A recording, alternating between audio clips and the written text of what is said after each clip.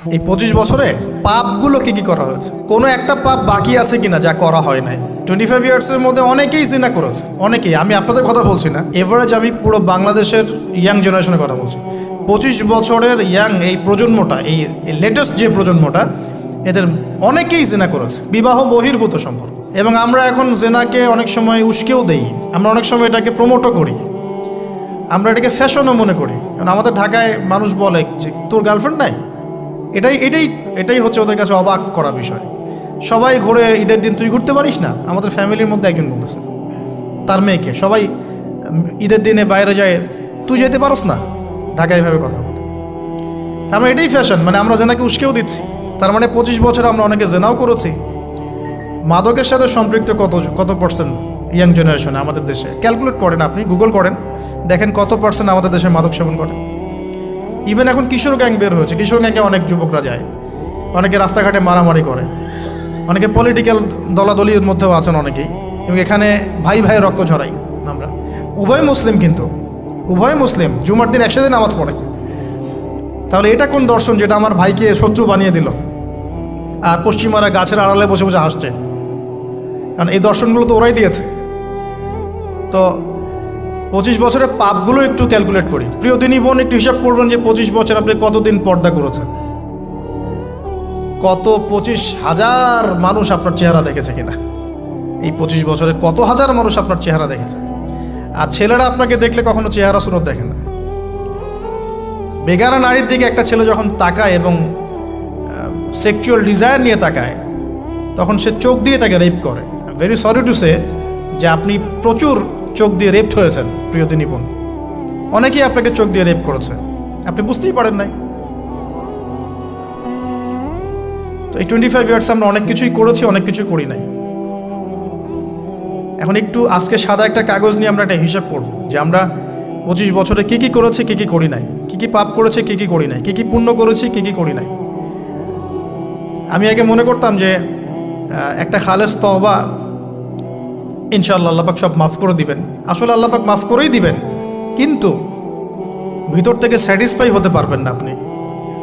এখন যদি আপনি এখান থেকে আমার এই লেকচারটা শুনে আল্লাহর ওলি হয়ে যান এবং আপনি বড় মুহাদ্দিস, মুফতি, দিনের বড় দায়ী ইলাল্লাহ, বড় পলিটিশিয়ান, বড় ইঞ্জিনিয়ার, মানে যারা ওয়ার্ল্ডকে ইসলাম স্ট্যাবলিশমেন্টের দিকে নেতৃত্ব দিচ্ছেন, এমনও মানুষ যদি আপনি হয়ে যান, আপনি এই 25 বছরের ঋণটা শোধ করতে পারবেন না।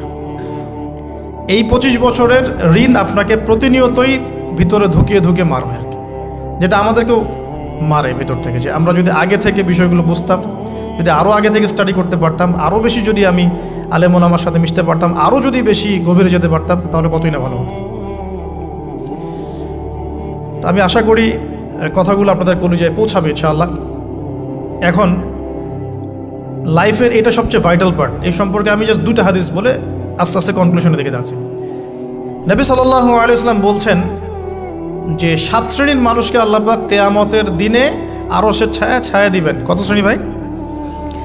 তার মধ্যে সেকেন্ড শ্রেণীটা হচ্ছে সেই যুবক নাশা ফি ইবাদাতিল্লাহি তাআলা, যে আল্লাহ পাকের ইবাদতে তার যৌবনকালটা কাটিয়ে দিয়েছে। এখনো বাকি আছে আপনার সামনে। যৌবনকাল কতটুকু? হয়তো 15 to 40। তার মানে এখনো 40 বা 50 বছর পর্যন্ত আপনার যৌবনটিকে থাকবে ইনশাআল্লাহ, যদিও বা এই যুগে থাকে না আর কি। আমরা তো ফ্যান্টাসিতে ভুগি অনেক সময়, 4টা বিয়ে। বাস্তবতা হচ্ছে এই যুগে একটাই ডিফিকাল্ট। একজনকে সন্তুষ্ট করে কি ডিফিকাল্ট। এখন সেই যুগ না তো, আমরা তো হর্স রাইড করি না, আমরা তো এক্সারসাইজ করি না, আমরা তো এখন অনেকে খেলিও না, আমরা ফাস্ট ফুড খাই, আমরা হাইজেনিক খাবার খাই না, আমরা আগেকার মানুষদের মতো অনেক কিছুই করি না। এনভায়রনমেন্ট নষ্ট হয়ে গেছে, পলিউশন আছে, সব মিলে এখন আমাদের যৌবন যে 50 বছর পর্যন্ত থাকবে, এটা নিশ্চয়তা দেওয়া যাচ্ছে না যদি আমরা বেঁচেও থাকি। আর কত যুবক যুবতী ভাই বোন যে যৌবনকালেই চলে যায় তার তো ঠিক নাই। প্রিয় দিনী ভাইয়েরা, আমরা আলোচনা করছিলাম যৌবন সম্পর্কে। এই বিষয়ে আমি 2টো হাদিস বলার নিয়াত করেছিলাম। তো প্রথমটা শুনিয়েছি মোটামুটি, সেটা হলো নবী সাল্লাল্লাহু আলাইহি ওয়াসাল্লাম বলেছেন যে কিয়ামতের মাঠে আল্লাহ রাব্বুল আলামিন যে 7 শ্রেণীর মানুষকে তার আরশের ছায়া দিবেন, তার মধ্যে 3য় শ্রেণী হচ্ছে সেই যুবক যে তার যৌবনকালটাকে আল্লাহর পথে উৎসর্গ করেছে বা কাটিয়ে দিয়েছে।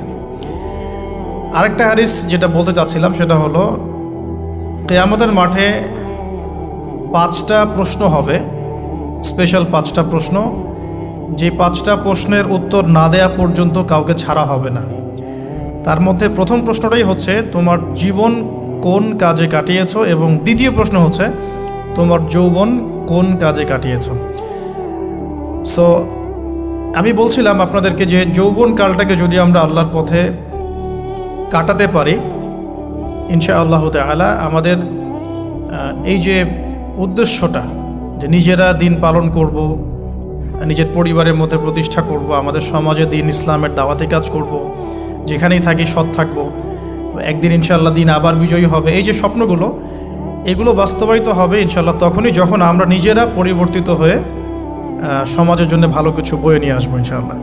তা আমি জাস্ট কয়েকটা পয়েন্ট আপনাদের সাথে একটু শেয়ার করে শেষ করে দিব, যে এখন থেকে কিভাবে আপনারা বা আমরা আমাদের যৌবনটাকে আল্লাহর পথে কাটাতে পারি।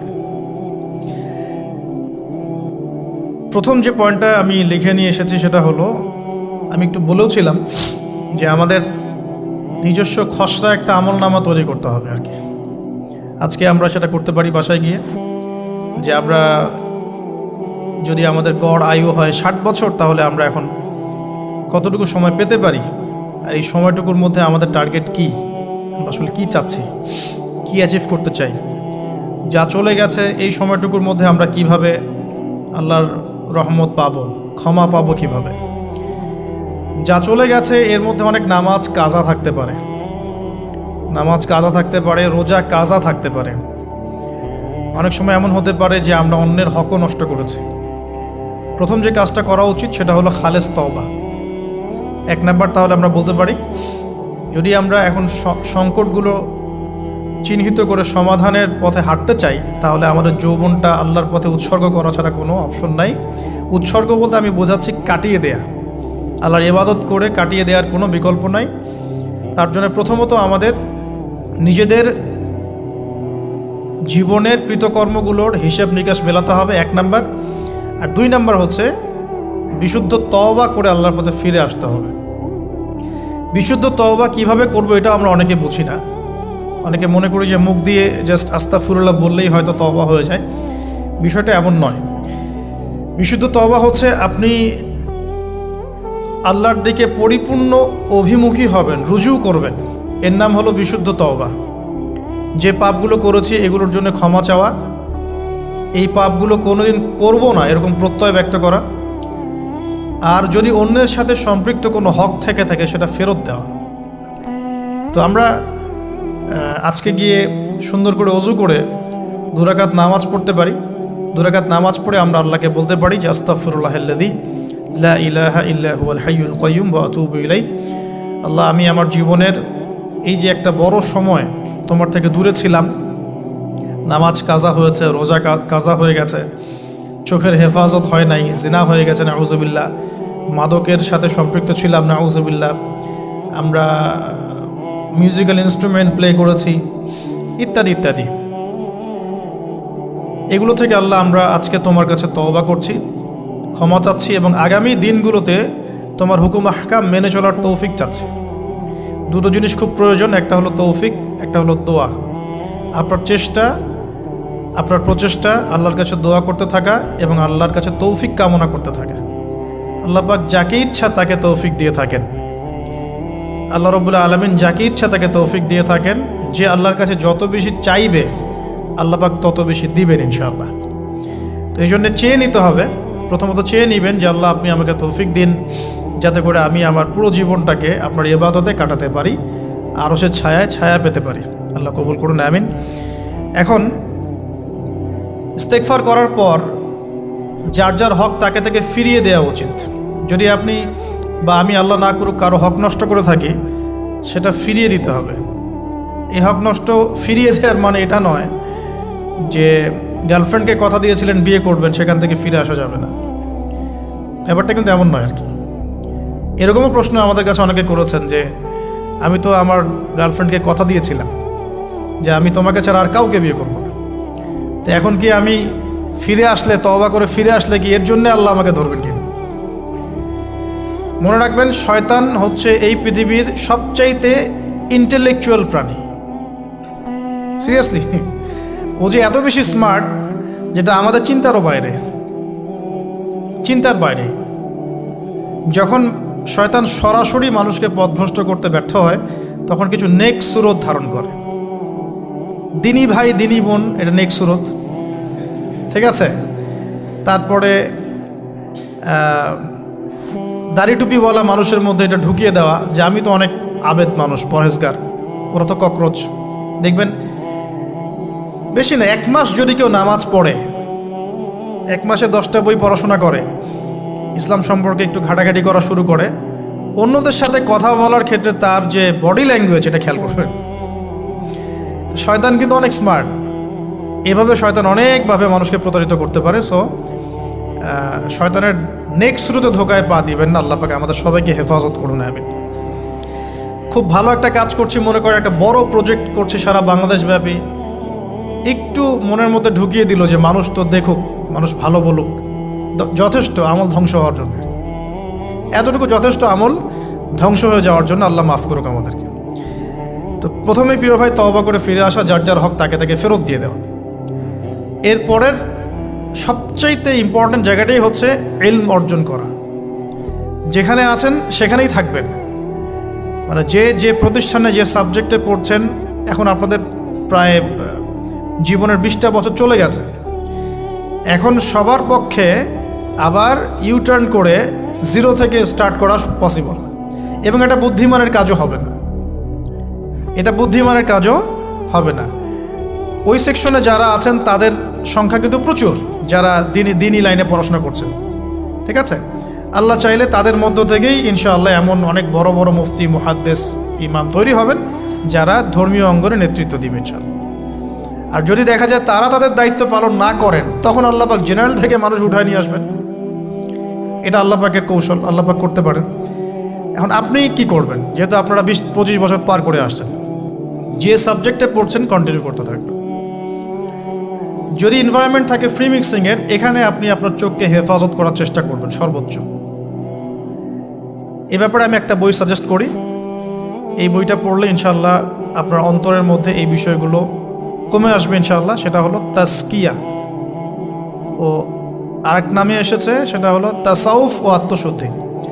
তাসাউফ ও আত্মশুদ্ধি পুরো ওয়ার্ল্ডের ওয়ান অফ দ্য মোস্ট, বলবো যে অনারেবল একজন আলেমে দিন, টপ 10-এর মধ্যে একজন, আল্লামা তাকি উসমানী দামাত বারাকাতুহু, তার লেখা বই তাসাউফ ও আত্মশুদ্ধি। বাংলাদেশে যে মাকতাবাতুল আশরাফ তারা প্রকাশ করেছে। এই বইটা যদি পড়েন, আপনার মনের মধ্যে নফসের যে খারাপ রিপুগুলো, এগুলো আস্তে আস্তে কমতে থাকবেন সব। এবং এই বইটা আমি বলি যে বারবার পড়া উচিত, বারবার পড়া উচিত। হ্যাঁ, তো আল্লাহ তৌফিক দান করুন। এখন পুরোপুরি ট্র্যাক চেঞ্জ করতে যাবেন না, আপনি আপনার ট্র্যাকেই থাকবেন। এখন এই ট্র্যাকে থেকে আপনি কিভাবে ইসলামিক বেসিক জ্ঞান অর্জন করবেন, কিভাবে পসিবল? কঠিন, অসম্ভব কিছু না, কঠিন। আমি অভিজ্ঞতা থেকে বলি আমার মতো করে। ফার্স্ট অফ অল, একজন বিজ্ঞ কারি সাহেব, হাফেজে কোরআন বা কারি, প্রাথমিক স্টেজ বলছি, বিজ্ঞ একজন কারি সাহেব বা হাফেজে কোরআন, যার সাথে আপনার ভালো সম্পর্ক বা যাকে আপনি চিনেন, রিনাউন্ড বা যিনি খুব কোঅপারেটিভ, আপনাকে সময় দেন, টাইম দেন, এরকম কারো কাছে গিয়ে আপনি কোরআন তেলাওয়াত করা শিখবেন আগে। ফার্স্ট অফ অল এটা কাজ, কোরআন তেলাওয়াতটা আগে শিখবেন। আমি তো যে দুঃখ করে বলি, কষ্ট করে বলি যে আমাদের এই দিনী অঙ্গনে এমন অনেক মানুষ আছে যারা ইভেন কোরআন রিসাইট পর্যন্ত করতে না পেরেও অনেক বড় বড় জায়গায় অভিনয় করেন, দিনিয়াতের অভিনয় করে যান, নিজের সাথে অভিনয় করে যান। অনেক সময় উদ্ধতা বশত বড় বড় আলেমদেরকে বাহাসের জন্য চ্যালেঞ্জ করে থাকেন, অথচ কোরআন তেলাওয়াত শুদ্ধ না। কোরআন তেলাওয়াত শুদ্ধ না মানে নামাজই হচ্ছে না। কোরআন তেলাওয়াত শুদ্ধ না মানে কি? নামাজ হচ্ছে না। কবুল করার মালিক তো আল্লাহ, শর্ত তো এটা। কবুল করার মালিক তো আল্লাহ। আল্লাহ পাক চাইলে কেউ এক ওয়াক্ত নামাজ না পড়লেও তওবা করে ফিরে আসছে মৌতের আগে, হয়তো আমরা জানি না, আল্লাহ মাফ করে দিয়েছেন, হতে পারে না? এটা তো শর্ত, কোরআন তেলাওয়াত তাজবিরের সাথে শিখতে হবে। তো এখানে যদি একজন আলেম থাকেন, একজন কারি থাকেন, হাফেজ থাকেন, তার কাছে আপনারা ব্যাচ করে পড়লেন, অথবা সে যদি কোনো ইনস্টিটিউট খোলে সেখানে আপনারা একটু সময় দিলেন, বা যারা পড়তে জানেন আবার মস্ক করে নিলেন। ফজরের পর 1 ঘন্টা, সপ্তাহে 3 দিন, 3 মাস এনাফ। ফজরের পর 1 ঘন্টা, সপ্তাহে 3 দিন, আপনার 2 থেকে 3 মাস যথেষ্ট। কোরআন তেলাওয়াত আপনি শিখে ফেলবেন ইনশাআল্লাহ। এটা প্রথম কাজ। এটা না করে পরের কাজগুলো আসলে পসিবল না। এগুলো সব জাতামাতা কাজ হয়ে থাকবে, এগুলো মানে পূর্ণতা পাবে না। প্রথম কাজটাই কোরআন তেলাওয়াত শেখা। এরপরে আপনার অনেকে তাবলিগ জামাতে সময় দেন, সময় দিবেন। অনেকে দেখা যায় যে বাসায় দিনই বই পুস্তক পড়েন, এগুলো পড়বেন, ঠিক আছে। অনেকে হাদিসের বইয়ের যে অনুবাদগুলো হয়েছে এগুলো পড়বেন, সমস্যা নেই। কিন্তু কোরআন তেলাওয়াত অবশ্যই শিখবেন। তারপরে আপনি যদি এখান থেকে বের হওয়ার পরে বা রানিং অবস্থাতেও যদি সময় বের করতে পারেন, তাহলে মাদ্রাসা অঙ্গনের কোনো আলেমের সহবতে গিয়ে আপনি অ্যারাবিক ল্যাঙ্গুয়েজ এবং অ্যারাবিক গ্রামার শিখবেন। ওটা আপনার শেখার লেসন 2, কোরআনের পর এটা শেখার লেসন 2। অ্যারাবিক ব্যাকরণ, অ্যারাবিক গ্রামার এবং অ্যারাবিক ল্যাঙ্গুয়েজ ছাড়া কোরআনের তাফসির, তর্জমা এগুলো বোঝা যায় না। যে যাই বলুক, এটাই ফুল স্টপ কথা। তাফসির আপনি তো বঙ্গানুবাদ দেখে অনেক কিছু বুঝতে পারেন ঠিকই। আল্লাহ পাক বলেছেন সুদ খেও না, জেনার ধার কাছে যেও না, এগুলো কমন মেসেজ, সেগুলো সবাই নিতে পারে।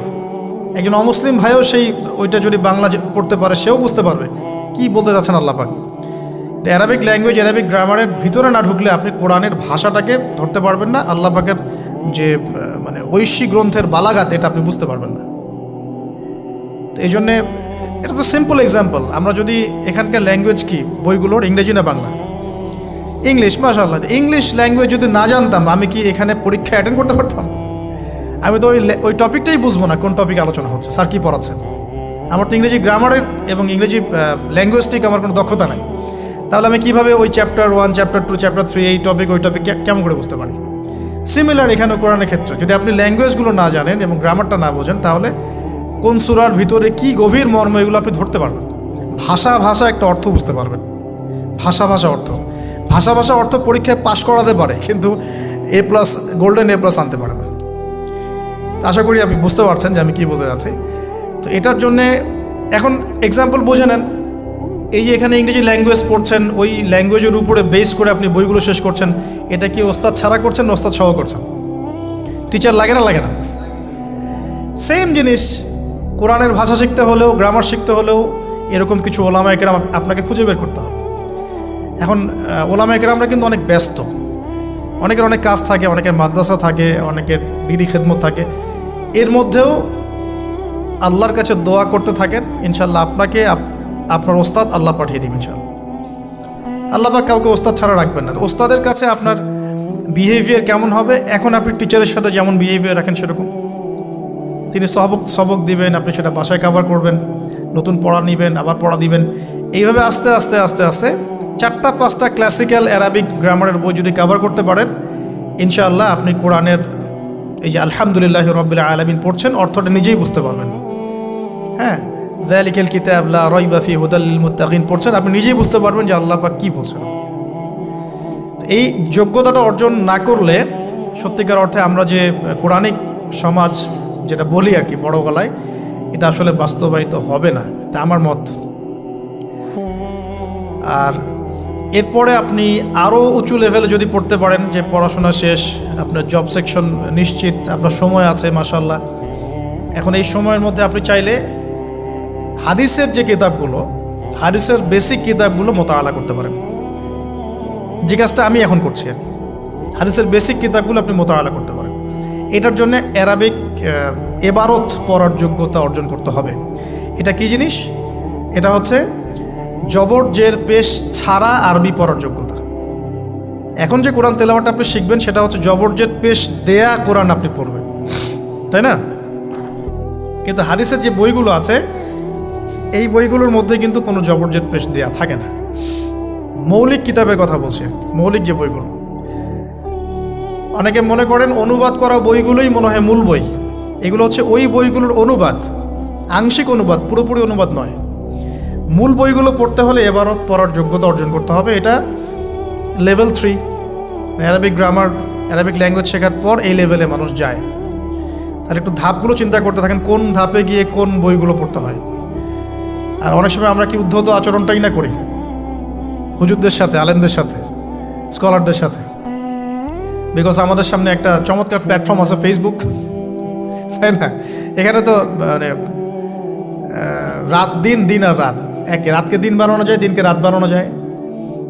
হ্যাঁ, এখানে ওই যে আলোর প্রতিসরণের মতো হয় আর কি, সাইজ এতটুকু, বিম্ব হবে এত। তো আল্লাহ মাফ করুক আমাদেরকে। এখন হাদিসের মোতালা যদি করতে না পারেন, ওই পর্যায়ে যেতে না পারেন, তাহলে কি? তাহলে ওই হাদিসের মধ্যে যে কিতাবগুলো বাজারে অনুবাদ হয়েছে ওগুলো পড়তে হবে। যেমন অনুবাদ হয়েছে ফয়জুল কালাম। ফয়জুল কালাম একটা হাদিসের কিতাব, মাদ্রাসায় পড়ানো হয়। এর মধ্যে চমৎকার অনেকগুলো হাদিস আছে, প্রায় সম্ভবত 1000-এর বেশি হবে। এরপরে মোতালা করতে পারেন আপনি মিশকাতুল মাসাবিহ, এই বইটাও অনুবাদ হয়ে গেছে, এটাও ভালো কিতাব মাশাআল্লাহ। এরপরে আছে রিয়াদুস সালেহিন, এটাও একটা চমৎকার কিতাব। বুলুগুল মারাম মিন আদিল্লাতিল আহকাম, এটা একটা কিতাব আছে, এটাও মোতালা করতে পারেন হাদিসে। এরপরে আছে আপনার এখন যেটা বলছি, ইসলামিক ফাউন্ডেশন হয়েছে অনেক আগেই। এছাড়া বাংলা বাজার ঢাকায় যে ইসলামিক লাইব্রেরিগুলো, প্রকাশনা সংস্থাগুলো আছে, তারা মোটামুটি আবু দাউদ, তিরমিজি, নাসাই, ইবনে বাজা, কোনো প্রকাশনী বুখারী মুসলিমের কিছু ভার্সনও অনুবাদ করেছে। তবে এই উঁচু লেভেলের হাদিসের কিতাবগুলো শুরুতেই হাত দেওয়া যাবে না, এটা একটা মাথায় রাখবেন। শুরুতেই এই বড় বড় কিতাবগুলো হাত দেওয়া যাবে না।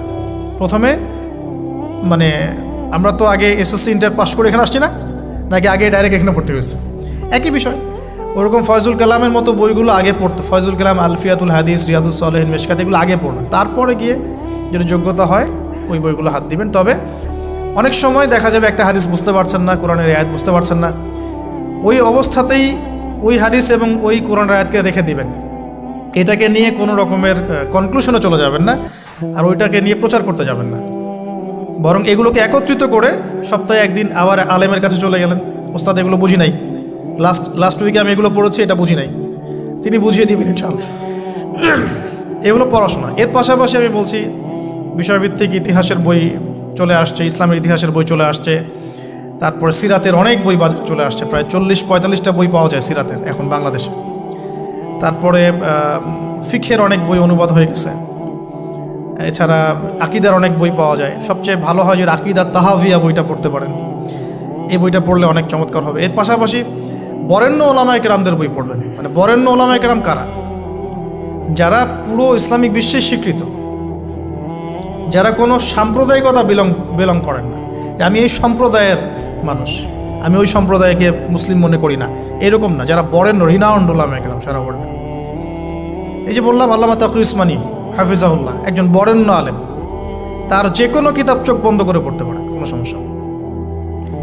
বাংলাদেশে আব্দুল মালেক সাহেব হাফিজাহুল্লাহ, মারকাজুদ দাওয়ার পরিচালক, একজন বরেণ্য আলেম। আশরাফ আলী থানভী রহিমউল্লাহ একজন বরেণ্য আলেম। হানাফি কওমের ফিকহে এরকম অনেক বরেণ্য ওলামায়ে কেরাম আছেন। তারপরে আরবের মধ্যে এমন অনেক বরেণ্য আলেম আছে, শাইখ উসাইমিন, শাইখ বিন বাজ, সালেহ আল ফাউজান, এরকম অনেক বড় বড় আলেম আছে যারা রিনাউন্ড ওলামায়ে কেরাম। তাদের কিতাবগুলো আপনি পড়তে পারেন, কিন্তু যাদের মানে লেখা এবং গবেষণাগুলো ছাত্র পর্যায়ের, এগুলোকে আপনি প্রামাণ্য বই বানাবেন না। তো প্রামাণ্য বই পড়বেন আর আলেমের সাথে সম্পর্ক রাখবেন। দুটো যখন একসাথে থাকবে তখন আপনি কিছু আটকে গেলেও তার সাথে পরামর্শ করে একটা কনক্লুশন খুঁজে পাবেন। এগুলো জাস্ট বই সংক্রান্ত কথা বললাম। এখন এগুলো হচ্ছে সবচেয়ে বড় বিষয়টা হচ্ছে, এগুলোর চাইতে বেশি বড় বিষয় হচ্ছে যে কোনো একজন, অন্তত পক্ষে একজন, আপনি চাইলে 10 জনের সাথেও রাখতে পারেন, কিন্তু অন্তত পক্ষে একজন মুহাক্কিক আলিমের সাথে আপনি সম্পর্ক রাখবেন পরামর্শের জন্য।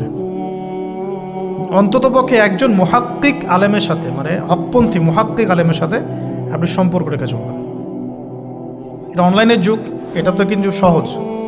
আর সম্পর্ক শুধু অনলাইন কেন্দ্রিক হবে এমনটাও বলছি না, তার সাথে সাক্ষাৎ করবেন, তার কাছে নসিহত নেবেন, তার কাছে গিয়ে কিছু পড়বেন, হ্যাঁ, তাকে দেখবেন তিনি কিভাবে আমল করেন, ব্যক্তি জীবনে তিনি কেমন, তিনি আপনাকে কী নসিহত করেন, তার সাথে মিশবেন। সোহবত মানে কি? মানে আমরা কি শুধু টিচারদের মানে পড়াশোনাগুলোই ফলো করি না, টিচারকে দেখিও বটে। আমরা বস্তুবাদী এডুকেশনের ক্ষেত্রে হয়তো অত কেয়ার করি না, টিচার যেটা পড়াচ্ছেন ওটা জাস্ট টুকে নেই, পরীক্ষা পাশ করলেই হইল। আমরা টেন্ডেন্সি এমন, কিন্তু ইসলামিক এডুকেশনটা কিন্তু এমন নয়। সাহাবায়ে কেরাম রাদিয়াল্লাহু আনহুম আজমাইন তারা এই আমাদের মতো কাগজের বই পুস্তক পড়ে ইসলাম শেখেন নাই।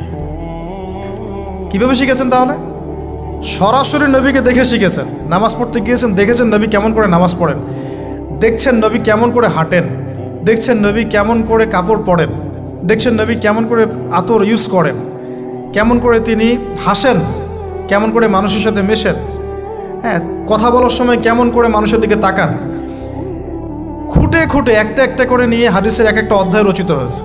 নবী কেমন করে তাকান, নবী কেমন করে মেসওয়াক করেন, নবী কেমন করে হাসেন, এগুলো আপনি অধ্যায় পাবেন। ইভেন আপনি অধ্যায় পাবেন নবী কেমন করে চুল আঁচড়ান। তাহলে আপনি দেখেন সাহাবীরা কীভাবে খুঁতে খুঁতে নবীকে দেখেছেন। বলা হয় আব্দুল্লাহ বিন মাসউদ রাদিয়াল্লাহু আনহু সম্পর্কে, তিনি নবীকে এত বেশি কপি করতেন হাঁটা চলা কথাবার্তায় যে নবী সাল্লাল্লাহু আলাইহি ওয়াসাল্লামের পরের যুগের অনেক মানুষ এসে দ্বিধাদ্বন্দ্বে পড়ে যাইতো যে রাসূল সাল্লাল্লাহু আলাইহি ওয়াসাল্লামকে দেখছি নাকি, এমনভাবে কপি করতেন, এমনভাবে। সো এখানে আমি সোহবতের বিষয়টা বোঝাতে যাচ্ছি যে কোনো অন্ততপক্ষে একজন মুহাক্কিক আলেমের সাথে সম্পর্ক রাখবেন, অন্তত একজন। আপনি চাইলে 10 জন 20 জন 50 জনের সাথে রাখতে পারেন, অন্ততপক্ষে একজন যাকে দেখে আপনি শিখবেন, আপনার স্টাডিগুলোকে আপনি যেটা সমস্যা ফেস করছেন সেগুলোকে তার সামনে পেশ করতে পারেন। এটা আমি খুঁজে দিব না আপনাদেরকে, নাম বলেও দিব না, আমি কার কার সাথে সম্পর্ক রেখে চলি এটা আমি বলবো না, এটা আপনাকে খুঁজে বের করতে হবে। তবে এখানে আমি একটা কথা বলে দিব যেহেতু আমরা সব সাধারণ মানুষ, আমরা তো কেউ স্কলার নই এখানে, আমরা কেউ মানে যেটা বলি যে মুজতাহিদ, ইজতেহাদ করার যোগ্যতা রাখি না আমরা এখানে কেউ। সেক্ষেত্রে অবশ্যই আমাদেরকে পূর্বসূরি ওলামায়ে কেরামদেরকে ফলো করতেই হবে, কারণ কোরআন সুন্নাহ নতুন করে গবেষণা করে আপনি তো সব মাসআলা বের করতে পারবেন না। এই কারণে আমাদেরকে মাযহাব মানতে হয়, এটা খারাপ কিছুই না। এটা নিয়ে অনেক কথা সমাজে এখন শুনি, দেখি, দরকার নাই, আমরা লা মাযহাবি, আমরা এইটা আমরা সেইটা, এগুলো আসলে বোগাস কথাবার্তা এবং সমাজ বিভক্তকরণের মূল হাতিয়ার এগুলো হয়ে গেছে। সমাজের ইউনিটি নষ্ট করবেন কেন? কোরআন এবং সুন্নাহ আল্লাহ ফলো করতে বলেছেন, দ্যাটস অল। আর কোরআন সুন্নাহ আপনি কি এখন আমি যদি আপনাকে কোরআন এই যে দিলাম, নেন কোরআন, নেন তাফসির ইবনে কাসির, নেন তাফসির জালালাইন, নেন আপনি তাফসিরে মারিফুল কোরআন, নেন এইটা, এই যে বুখারী নেন, মুসলিম নেন, তিরমিজি, আবু দাউদ, নাসাই সব নিয়ে নেন। এখন আপনি কি গবেষণা করে সব মাসআলা আমাকে দিতে পারবেন? ইম্পসিবল, আমার পক্ষে এখন ইম্পসিবল। তাহলে এগুলো যারা গবেষণা আগে করেছেন তাদের কিতাব তো আমাদেরকে পড়তে হচ্ছে। এটাই হলো তাদের মত নেয়া, তাদের মত অনুযায়ী পথ চলা। তো এই জিনিসগুলো নিয়ে যারা বাড়াবাড়ি করছে এটা খুবই দুঃখজনক। অবশ্যই কোরআন সুন্নাহকে ফলো করতে হলে আমাদেরকে হকপন্থী উলামায়ে কেরামের সোহবতে যেতেই হবে। তাদের বইপত্র, লেকচার, তাদের নসিহত, তাদের ফিকহের কিতাব, এগুলো আমাদের ঘাটতে হবে। আদারওয়াইজ আমরা সরাসরি কোরআন সুন্নাহর দাবি করলেও মানতে পারবো না, সরাসরি কোরআন সুন্নাহ মানিয়ে দাবি করলেও মানতে পারবো না, বিকজ আমি তো কোরআন সুন্নাহর সব জ্ঞান রাখি না। ক্রিপ্টোকারেন্সি হালাল না হারাম আমি যদি আপনাকে এখন প্রশ্ন থ্রো করে দিই, নেন সব বই দিয়ে দিলাম কোরআন সুন্নাহর, আপনি কি ঘেটে আমাকে অ্যান্সার দিতে পারবেন? তাহলে এটা ঘাটবে কারা? যারা এটা ঘাটার যোগ্যতা রাখে। তারা ঘেটে যখন একটা প্যানেল করে একটা ফতোয়া যখন আসবে যে না এটাই, তখন আমরা সেটাকে ফলো করব। That's all. এই জিনিসটা রাসূল সাল্লাল্লাহু আলাইহি ওয়াসাল্লামের যুগেও ছিল, সাহাবীদের যুগেও ছিল, তাবেঈনদের যুগেও ছিল, এটা আস্তে আস্তে চলে আসছে এই পর্যন্ত। তো এখানে ক্লাসিক্যাল যে ইসলাম চলছে এখানে থাকলে আপনার বিভ্রান্ত হওয়ার কোনো চান্স নাই। কিন্তু এর আশপাশে ব্যাঙের ছাতার মতো অনেক মতাদর্শ এসেছে এখন, নতুন নতুন অনেক। এগুলোতে পা দিলে নেক্সট শুরুতে ধোকা খাবেন শয়তানের মতো।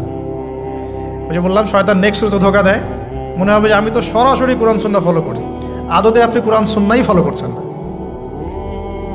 আদতে আপনি কোরআন সুন্নাহর কিছুই ফলো করতে পারবেন না, বা ফলো করলেও আংশিক পারবেন, আংশিকটা পারবেন না। একটা মাসআলা মনে করেন, একটু বলেন এই জায়গায়, একটা মাসআলা মনে করেন এসেছে যে আমরা বর্তমান অর্থ ব্যবস্থায় বর্তমান অর্থ ব্যবস্থায় আমরা কিভাবে আমাদের ব্যাংকিং সিস্টেমটা সাজাবো। ধরেন একটা মাসালা এসেছে, এখন এই বিষয়ে যদি আমরা ইকোনমিক্সের উপর দক্ষ ওলামায়ে কেরামদের শরণাপন্ন না হই, আমরা কি অ্যান্সার নিতে পারবো? আমি কি পারবো উত্তর দিতে? আপনি কি পারবেন? যে কোরআন এবং সুন্নাহ গবেষণা করেছেন এবং যার কাছে অর্থনীতির জ্ঞান আছে, ওই রকম মুহাক্কিক কোনো আলেম আপনাকে বলতে পারবে এখন আমাদের কি করতে হবে। এই জিনিসটাই যদি আমরা বাংলাদেশের সংবিধান সম্পর্কে জানতে চাই, আমাদেরকে আইনজীবীর কাছে যেতে হবে। আমরা যদি রোগ নির্ণয় করতে চাই, ডক্টরের কাছে যেতে হবে। এখানকার ইঞ্জিনিয়ারিং যা পড়ানো হয়, আমি কি সেটা বলতে পারবো? তাহলে আমাকে এখানকার স্যারের কাছে যেতে হবে, স্যার এখানকার বিষয়টা কি আমাকে একটু বুঝাই দেন। তখন তিনি তার জ্ঞান থেকে এবং তার জ্ঞানের সোর্স থেকে ঘেটে ঘেটে আমার জন্য কিছু সমাধান বের করে দিবেন, আমি তো সেটা ফলো করব। এই ফলো করা জিনিসটাকে যারা নেগেটিভলি উপস্থাপন করছেন, এটা ঠিক না। এটা একটা উদ্ধত আচরণ হচ্ছে, অহংকার হচ্ছে। এই ফিতনাগুলো থেকেও বেঁচে থাকতে হবে। এই জন্য আমি বললাম অন্তত একজন মুহাক্কিক আলেমকে ধরে বসে থাকবেন। এটা আমি কিন্তু পীর মুরিদি বোঝাচ্ছি না, ঠিক আছে? আমি বোঝাচ্ছি যে আপনি মানুষের সহবতে থাকবেন, পরামর্শ ভিত্তিক, যে কোনো একজন হকপন্থী আলেম। এখন এরপর কি? এরপরে আপনি পড়াশোনা চালিয়ে গেলেন, আলেম আপনার কাছে পরিচিত আছেন, আপনি টাচে আছেন, পড়াশোনা করছেন, কোরআন হাদিস মোতালা করছেন, মাশাআল্লাহ দ্বীনের জ্ঞান অর্জন করছেন। এখন আপনি আপনার সাধ্যমতো দাওয়াতি কাজ করবেন। যতটুকু দাওয়া আপনার দেওয়ার যোগ্যতা আপনি অর্জন করেছেন বা পারছেন, অতটুকু ছোট ছোট করে 5 মিনিট 10 মিনিট, একটা হাদিস 2টা হাদিস, এভাবে মানুষের মধ্যে ইসলামটাকে প্রচার করতে থাকেন ইনশাআল্লাহ। তবে যে বিষয়গুলো নিয়ে সমাজে ইখতিলাফ দ্বন্দ্ব দেখা যায়, এগুলো নিয়ে আপনি কথা বলতে চান, এগুলোর কোনো সমাধান নাই। মানে এগুলো কখনো শেষ হবে এমনটা মনে হচ্ছে না। ইলা ইয়াউমিল কিয়ামা, কিয়ামত পর্যন্ত এগুলো শেষ হবে এমনটা বোঝা যাচ্ছে না। তো এই জন্য আমরা এখানে আগুন আর উস্কে দেওয়ার দরকার নাই।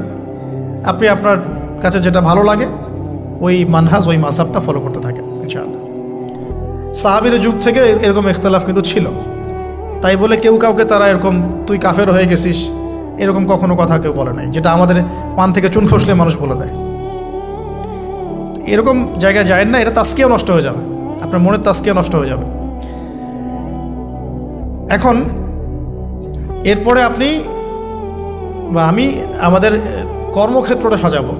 যেহেতু আমাদের এখন মাশাআল্লাহ পড়াশোনা হচ্ছে, আলেমদের সাথে আমরা সম্পর্ক রাখছি, শেষ করছি, একটু ধৈর্য ধরেন।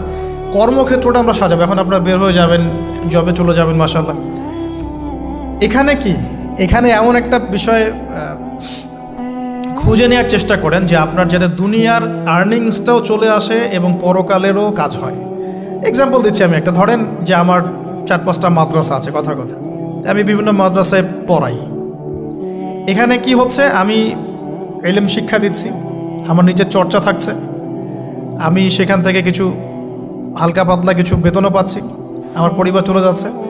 তো পুরো লাইফের পুরো কাজগুলোই কিন্তু তখন দিন কেন্দ্রিক হয়ে গেল, তাহলে সে বেশি লাভবান হলো। এখন আপনাদেরকে এরকম সুযোগ বের করতে হবে যে আপনারা এমন এমন কিছু ক্ষেত্রে যাবেন যেখানে ওই কাজটাই ইবাদত বলে কাউন্ট হবে। টাফ কিন্তু ইম্পসিবল না। বা যদি এমন জব নাও পাওয়া যায়, আপনি হালাল কোনো বৈধ জবে থাকলেন, আপনার রিজিকের একটা অংশ থেকে আল্লাহর পথে সদকা করলেন। আল্লাহ পাকে এর বেশি কিছু আপনার কাছে চাচ্ছেন না। জাকাত ফরজ হয়ে গেলে জাকাত দিলেন, নফল দান সদকা করলেন, এতটুকু আপনার পরিবারের পেছনে খরচ করলেন, আল্লাহর হক আদায় করলেন, জনগণের আমরা যেটা বলি মানুষের হক সেটা আদায় করলেন। এরপরে আপনার আসবে বিয়ে শাদীর ব্যাপার স্যাপার। বিয়ে শাদীর ব্যাপার স্যাপার আগে আনলাম না কেন? কারণ ওই আত্মনির্ভরশীল না হলে তো মেয়েরা আপনার কাছে আসবে না। ওটা প্রেম করতে পারে, কিন্তু বিয়ের সময় তারা খুব সচেতন। বিয়ের সময় তারা অনেক বেশি কনসিয়াস যে না, সে কী করে এটা দেখতে হবে। এবং মেয়ের বাবা মার প্রথম প্রশ্নই হবে আপনি করেন কি। আপনি সুফি মানুষ, মনে করেন আপনি হচ্ছেন কি বলবো, যে আপনি হচ্ছেন মুহাদ্দিস, আপনি মুফতি, আপনি হচ্ছেন মুফাসসিরে কোরআন, কোনো দাম নাই। মেয়ের মায়ের কাছে এটার কোনো দাম নাই, মেয়ের বাবার কাছে এগুলো কোনো সাবজেক্ট না। ইল্লা মাশাআল্লাহ, এর বাইরেও কিছু মানুষ আছেন, কমন একটা ট্রেন্ড বললাম। প্রথম কোশ্চেন তারা করবেন যে আপনার স্যালারি কত, এবং আপনার জব আছে কিনা, আপনার বাড়ি আছে কিনা, ইত্যাদি ইত্যাদি। এই জন্যই বললাম যে আগে আর্নিং সোর্সটা নিশ্চিত করে তারপরে এদিকে যান, তাহলে সম্মানটা বজায় থাকবে। আত্মসম্মান ছেলেদের একবার নষ্ট হয়ে গেলে তার ফিরে আসে না। আমরা যখন নিচের হাত হই তখন আমাদের আত্মসম্মান বলে কিছু থাকে না।